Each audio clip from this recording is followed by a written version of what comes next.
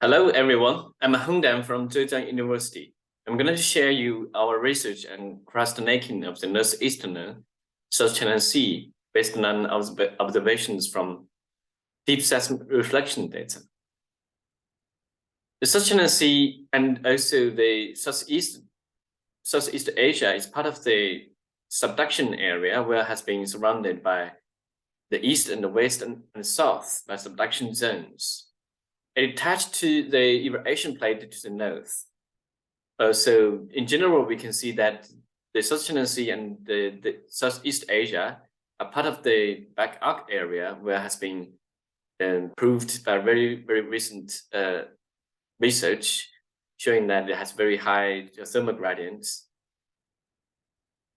Zooming into the South China Sea, we can see that the east and southern part of the area has been bounded by subduction zone, and to the west is bounded by transform zone. So if we see the geometry, we can see that it has a width of more than 1,000 kilometers in width, and also have the length of more than 1,500 kilometers. If we see the proximal part of the continental margin, we can see it is relatively flat and shallow with shallow water. This area has been filled by high sedimentation rates derived from catchment of the Tibetan Plate and also adjacent areas. The distant area where the continental margin has been highly extended, they have the thickness of less than 10 to 15 kilometers. We can see the bathymetry has evenly and also ruggedly topography. This is very much like the basin range provinces of the United States.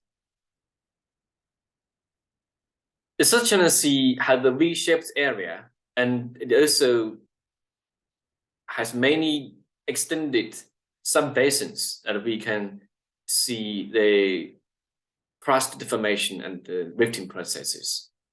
Our focus today is the northeastern part of the South China Sea. Here we're able to integrate the very recently acquired industry and also academic data to show you the crust making of this particular area. Here is a broad view of the crust cross-section. We can see that the post-rift reflection patterns are subparallel. Beneath that, we can see awareness of growth wedge. It's the same rift strata. Underneath that is subparallel reflectors at a thickness of like 1 to 2 kilometers. This has been drilled by industry wells and is the pre-rift Mesozoic strata. Underneath that is a crystalline basement. We see that it tilts towards the central part of the rift basin, and it reduces its thickness in a relatively short distance of like 50 kilometers. So this is typically the decking domain. Also interesting, we can see that the faults were unanimously dipping towards this land. We can see here, also here, and also in the other part of the conjugate margin, we see the faults were dipping towards the land. Also, the moho is rising up towards the center part of the rift basin. Together, they form a wedge-shaped geometry of the necking zone. Next, we're going to show you 4 high-resolution sections to showing the characteristics of the internal basement formations. We see that the high reflections, which is a Mesozoic strata, beneath that, the top of the basement, and also this is constrained at the bottom by the moho surface. Between them is a deformation of the crystalline basement. Here at the top, we can see 3 types of reflectors. One is linked with faults at the top of the basement, and also another one is subparallel at the top of the basement, is tilting towards the sea, and another one is a transcurrent, the transcrustal reflectors that detach close to the areas of the moho or directly on top of the moho. So our interpretation is this. because the crystal basement at the top have relatively fewer reflectors that most dominantly by landward-dipping faults and fractures. This is at the bottom bounded by R2. This is subparallel reflectors, subparallel reflectors that's parallel to the top of the basement. Lower is R2 and R3. This, we think, is the shear zone structures that represent the ductile deformation, and is wedging towards the center part of the rift basin. Another section, 10 kilometers eastward, we can see similar geometry, high reflection of the Mesozoic strata. Excuse me. And also the crystal basement has been dominated by landward-dipping reflectors, and some of these reflectors will detach along the area close to moho. And thinning and the wedging shape of the continental necking domain is very obviously imaged. Here is the interpretation of that. Another section, we can see a similar patterns of organization of the structures, landward-dipping reflectors in the crystal basement. It's all probably faults and fractures, and so some of the parallel reflects a lower part of the basement, and this is down at the bottom by moho. Also, there is very high reflection of the lower crust. Here, we interpret them. It's showing that the upper crust, which is predominantly the faults that offset the greater deformation, is bounded by R2. Here is dipping towards the sea. The moho, however, bounded the lower part of the crust at the bottom, and this ductile shear zone will decrease in the thickness towards the central part of the rift center. We can see clearly that the upper crust has not been changed much because the Mesozoic strata has been very well preserved and imaged. Here is the final part of the section in this area. We see that the high part is actually the footwall of the fault, the breakaway fault.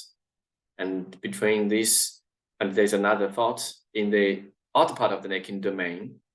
These two faults controlled the necking area, necking zone, and this zone has been faulted, and the upper basement top has been faulted as well.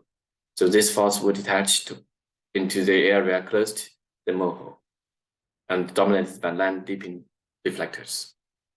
So here is an interpretation. All right, we organize this seismic section we shown before in isometric perspective to give us a view of how this change of necking domain deformation in the along strike. So we can see that on top is a post-rift sedimentation, and this sedimentation was underlined by awareness of same-rift wedges. Underneath that is the Mesozoic strata. They have a relatively constant thickness. Further down is the upper crust. This crust has been dominated by land-dipping reflectors, which interpreted as faults. Further down is R2 and R3.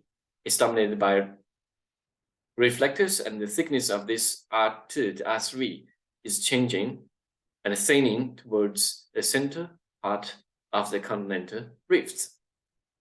So we see that the changing of thickness in the lower parts is the ductile shear zone may have effectively controlled the necking of this particular area. So to wrap up this presentation, and takeaway message is the necking domain is basically bounded by inner and outer breakaway complexes. And within that is a flexured and tilted domain. And this is the necking domain. Within that is the fractures and faults. they probably not have a large offset, a distance, but they accommodate this tilting and flexuring of the making deformation. Also, we can see that the lower crust has been thinning towards the center part of the rift. This pattern of configuration of the structures may indicate that the necking domain, also we can see the moho is rising up, is probably controlled by a landward shearing of the entire crust. So this is actually one part of the observation of the northeastern Southern Sea, but it probably also, and I'm sure in other areas, similar observation has been observed. All right, this is my presentation. Thank you.